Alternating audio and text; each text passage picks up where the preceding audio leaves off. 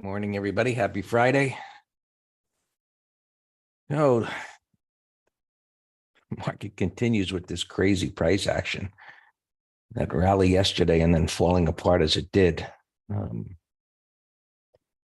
I don't know. I've been doing this about 30 years. It still surprises me how things can change as they do, and how bullish or bearish sentiment could just stick that way, even in the face of things that are obvious. I mean, we all see what happened with this banking thing, and to think it was all over and everything was okay. Things are going up yesterday morning, and then was it Deutsche Bank, some other bank, they all started moving down again, and the news comes out, and things sell off as they did. So, and we'll see if things can start to trend in a more fluid way. And that's why I titled today "Trendless" or "Trending." Depending on the time frame you're looking at, of course, things can be trending, and other time frames can be trendless. And one of the things we talked about this week was that we've got, you know, smaller trading ranges within larger trading ranges.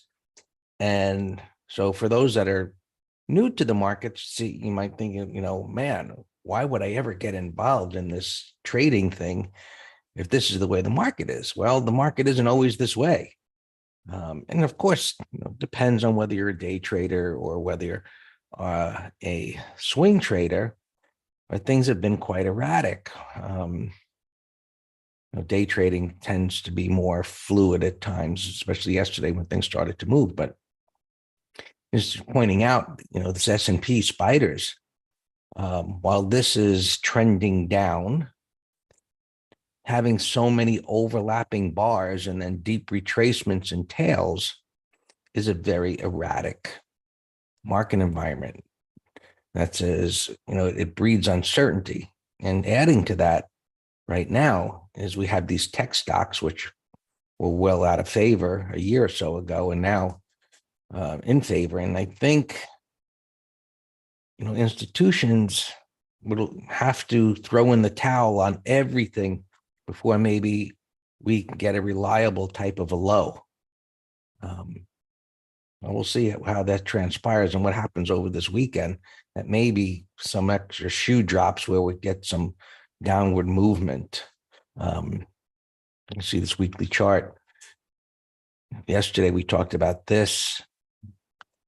Was it, well, in the middle of the day, it didn't look quite like that, but on monitors. But now it's got this topping tail bar, and whether maybe it even closes red, which would then open up the door to a measured move lower or even lower, because once it starts to drop, this pivot here isn't likely to stop much. And the other thing that has emerged over the last several months, not that it's always been out there with this open interest in options, but this sticking point of 4,000 in the SPX, and to a lesser degree, some levels underneath, but this 4,000 seems to whipsaw things back and forth all around it. So I'm not sure. McGraw, if you're here maybe later at lunchtime, whatever, your insights as to what's going to happen when that all cuts loose, because I don't see this open interest declining much at all. It declined a little bit from the options expiration last week, but still there. So whether we can break away, even with these bearish patterns, it increased yesterday, right? But before the options expiration, those numbers were like 120 or so. Right now it's just under 100. So that battle of between bullishness and bearishness is at a standstill. Something's got to crack, and maybe it's got to be the tech stocks. So I'm sharing those thoughts. We'll see what happens. So things are down a bit, and down to where 390 on the spiders, just below yesterday's low. You can see that whipsaw that occurred yesterday. It whipped up and then back down again. Spread that out a little bit. But it rallied, up into the resistance, and then it fell, and it held support. Now it's down at that pivot on the hourly chart. We'll see if we can get something going. Okay.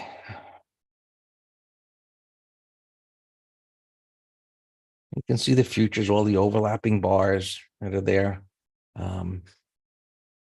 This very erratic price action, which has to keep and has to keep you on edge. Which way is it going to flip from day to day? So not hanging around too long in positions, and that even increases the erratic behavior. And you can see the futures, that the topping tail that's formed. So SPX.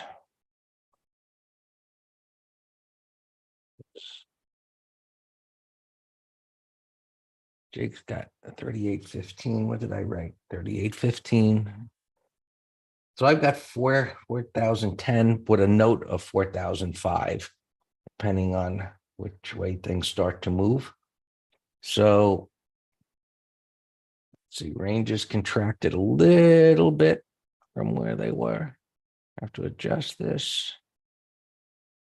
So yesterday's close wasn't far from the prior day. Right? All that moving around didn't do very much. So where are our numbers where we look at what's enough premium to do a spread? 38.15. Oh, that's no-brainer territory. Unless some other bank closes, but you know what I'm saying. So here's where we're at. It's opening here. Let me just go back to spiders for a second. Since I can't get that in the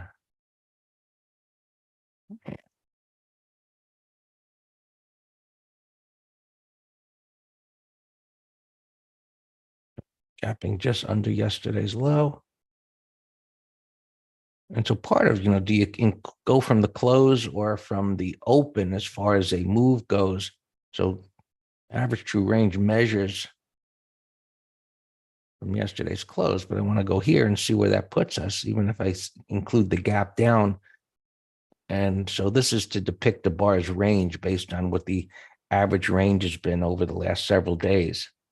And so that puts us below and into a significant pivot. I see that as a no-brainer. And as far as prices getting up above 4,005 or 10,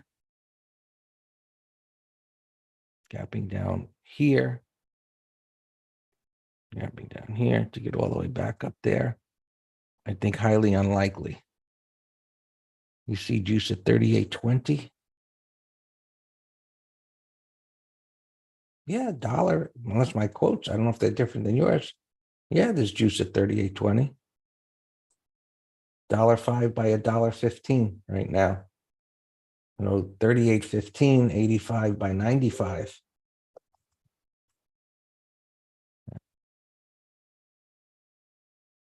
So both of those are reasonably far enough away. This one, unless something terrible happens, it ain't going down there today. Right? That's not happening. And I say that like, you can bet your life on it. And that's not what that means. It just means under reasonable movements based on what happens here and where the strikes are and so on. For that to go down there in a day would have to be something catastrophic news coming out. All right. By the way, I don't know if anybody saw that interview of Yellen by Senator Kennedy. That woman, I don't know if she's got dementia. Her answers were ridiculous for someone who's in charge. And the questions this man asked, which were like, he's reading numbers and she didn't know. Wow. Unbelievable. Yeah. So Russell breaking lower. I mean, everything looks like it's going to move lower here. This is going down to the bottom of the trading range. And it all, everything as far as getting nasty versus maybe stair stepping its way down to support is all about the cues. Right, Dan, I sent Dan the video. I mean, he's asking her, how does this budget reduce the deficit when these numbers say in the next several years it's going from 33 trillion to 51 trillion? How is that a reduction? Just, well, if we didn't do it, if we didn't spend all this extra $500 billion, well, it would be worse than that. And it's like, hey, it's like somebody saying, your friend saying, hey, they're saying to you, I'm bankrupt, but if you will lend me a whole bunch of money, I'll be in so much better off. And it's like, you couldn't manage what you had. You're screwed now. And you want to give me more money? Wow. Anyway, Q's up at this pivot high, rejection. There's support underneath here. So trading range, another trading range within a bigger trading range. Look at the weekly chart, top of the range. Let's bring this down here. We've got a wide range bar, a momentum move up, which is power, which is wonderful. What we need to see from the bullish case is this chop around up here. But if it falls back down to the bottom of the trading range, then we're going to get this sentiment to come down and below these lower bands. And then we'll start the whole process over again. Right now, we're just dealing with a mess. And lots of these decent looking charts of individual stocks. You see the whipsaws that are occurring there. So I'm just repeating what we've been saying, trade smaller. Things are wacky. Now look at this. People we're counting the dollar out. It's cooked. Well, look at this gap up above that red bar. And if you look at, now we know markets haven't liked that. Markets are fickle, but look at the euro. There's a nasty move down and potential M type of a pattern. We'll see what happens with this going into next week. There's a lot of moving things here, potentially, that could move the market significantly into next week. I'll take a look at that, McGraw. Thank you. Thank you.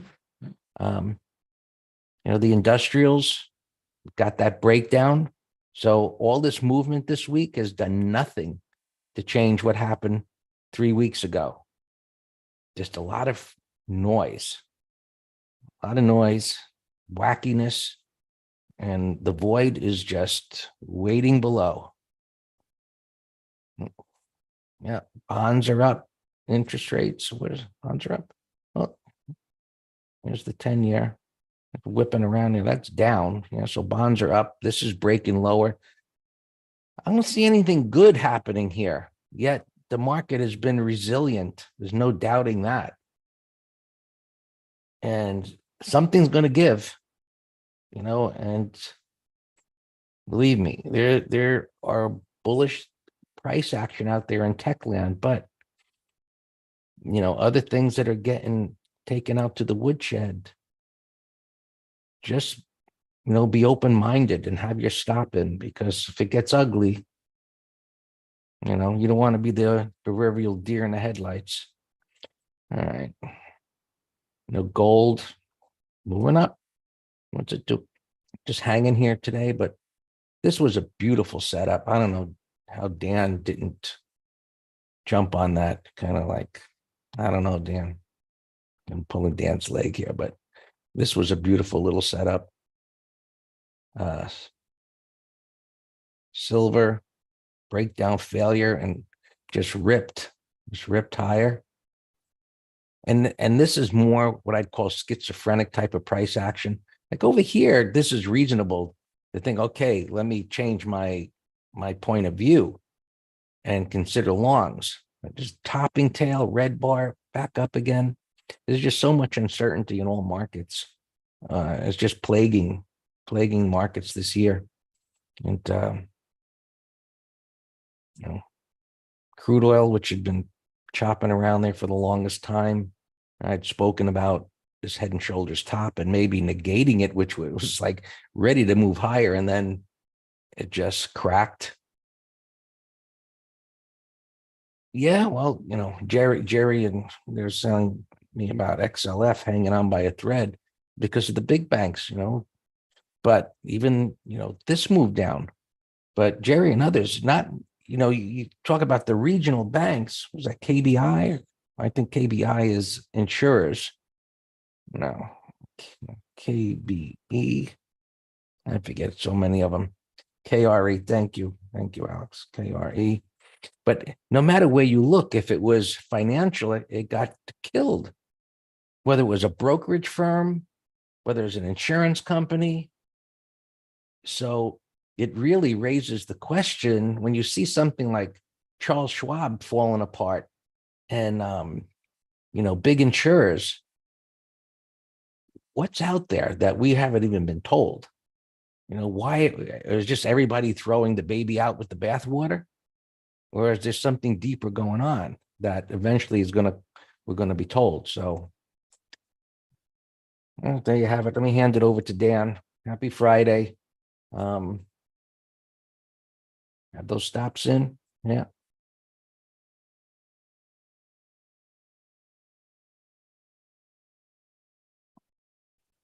Good morning.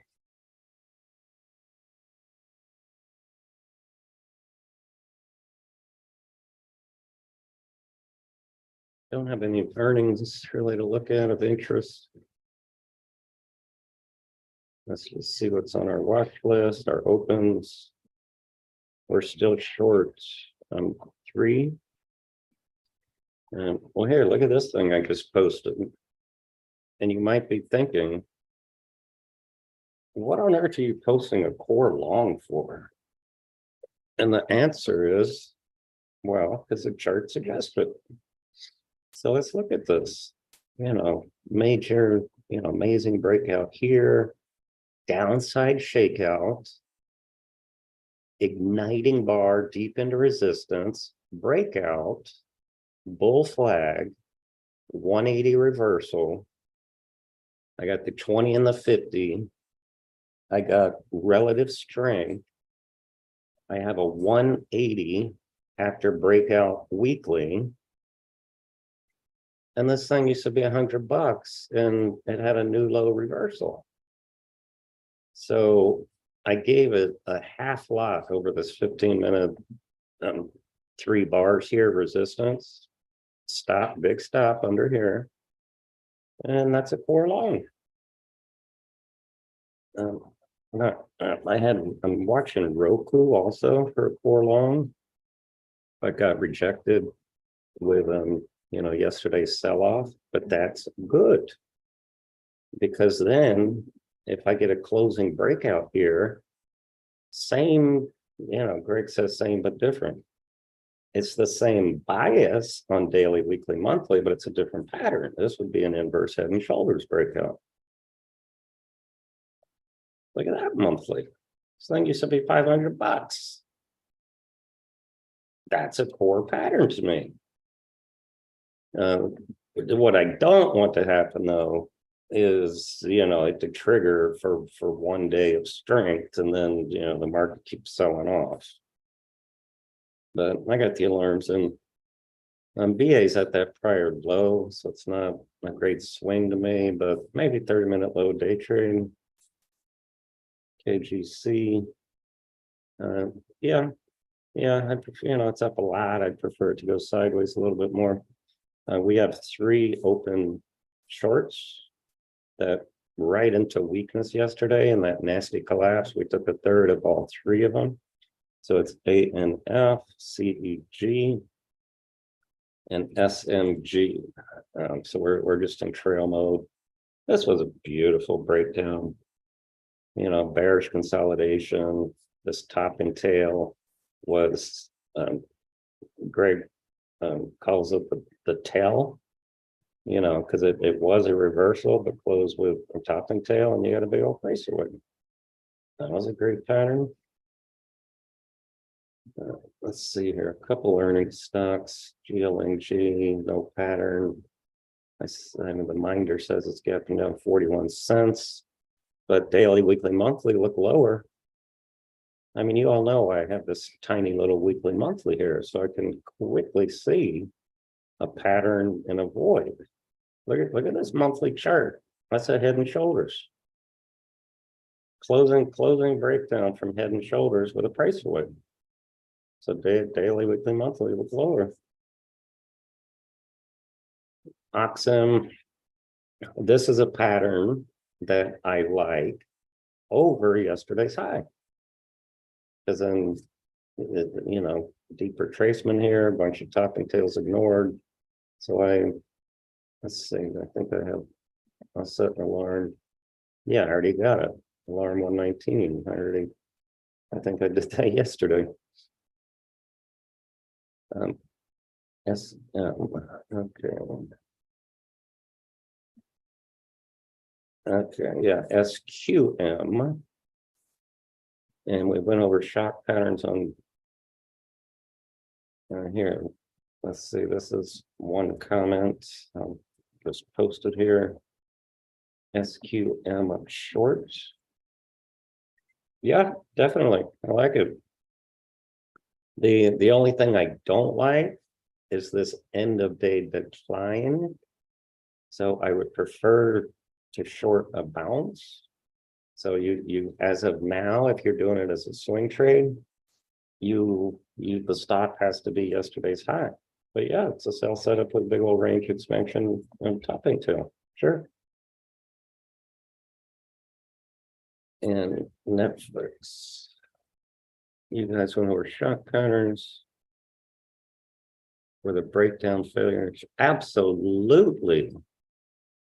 Absolutely. And I talked about that nonstop for the first 30 minutes yesterday morning for that very reason.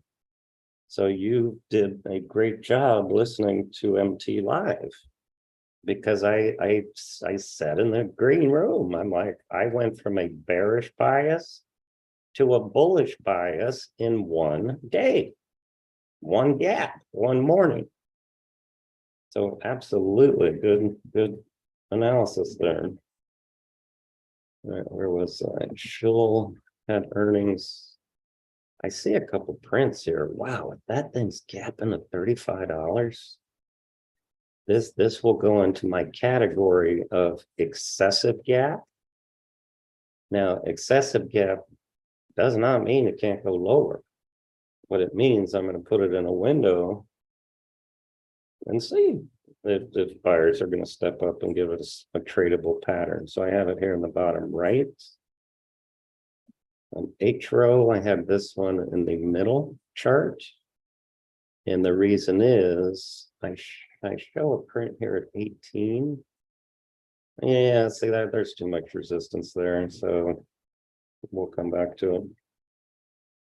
Huma is range bound, but it is showing it's a range bound and a bottoming pattern on the weekly. So it's worth watching. This one gapping up. Could be a buy on pullback, but I'm not, it looks light volume and a dollar stock. Yeah, I posted that in Telegram. But if the you know, Microsoft has been trying to buy them for years. So if I didn't look at the news, if the buyout was approved, then I have no desire to trade it. But otherwise, yes, it's on my list to buy on a pullback. It's an excessive gap. See, if it were gapping right here to the top of the range, then I would be all over like a 5, 10, 15-minute high sort of thing.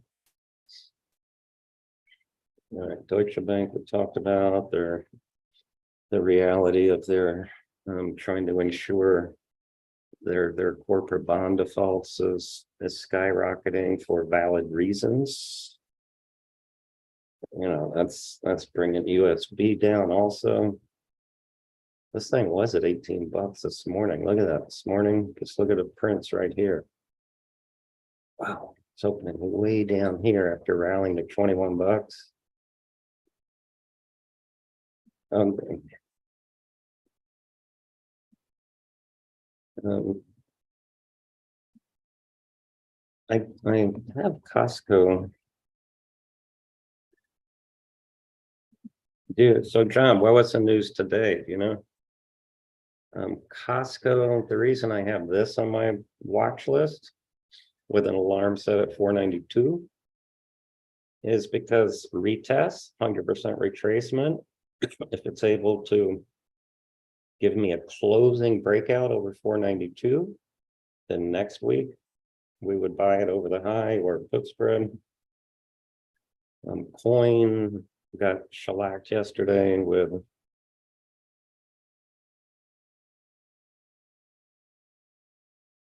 okay, so that's the UK. What about the US? Because yeah, the different governments can, they need approval if they're going to operate in their country. All right, coin here. I was all interested in selling $55 puts yesterday when this thing was a Climo pre-market and then a wide range igniting. We didn't do that one. We did do Square though. We sold the $55 puts. We closed half at 50% of max profit, and the new stop is down under this bar. So even with it down pre-market, we still got $5 of cushion for one day, so that should still be a nice open profit. There's a TBI, Amgen. Still gonna keep an eye on this guy. This kind of reminds me that could be one of those patterns that the day I stop watching it is going to be the day that it starts ripping. So I'm going to set an alarm 234.50.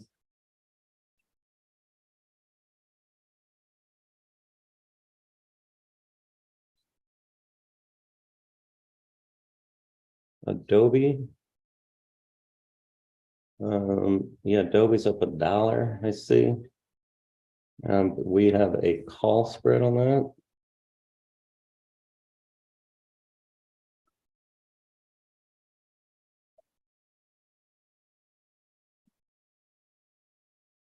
Adobe. Yeah, that's fine. We should still have an open profit. On WPM. McGraw, you said somebody gave you this as a long idea. Greg, how would you rate this for a swing long entry in terms of ridiculousness? I mean, come on. That's a dirty Harry trade. It's just it's retarded. I mean, it's greater than 100% retracement. I mean, it's bullish price action, but just makes no sense. All right, SMG, low alarm. Yeah, look at Shoal bottom right. That's a steel company. That's getting whacked. All right, look at our SMG. That is, I made the comment. Look at this 15-minute chart. I made the comment yesterday that is beautiful reflection of relative weakness. So I'm going to be looking to cover another third, probably, 15-minute bars high. Let me just set an alarm right now for 60. Oh, SMG.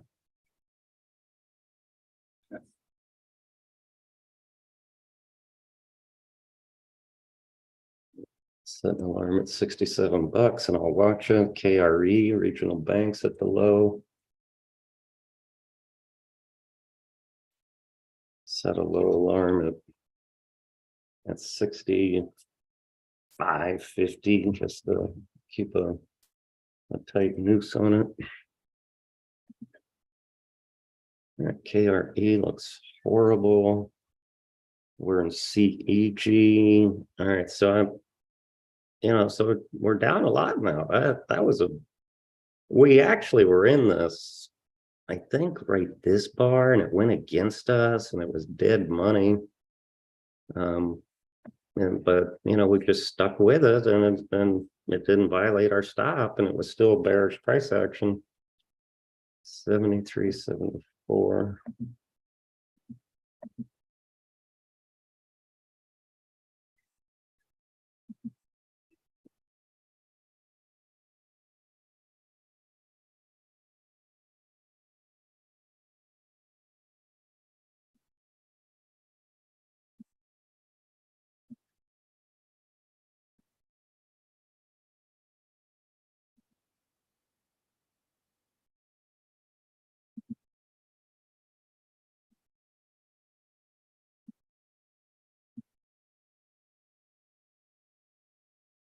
Nice SMG and watching it. Seg.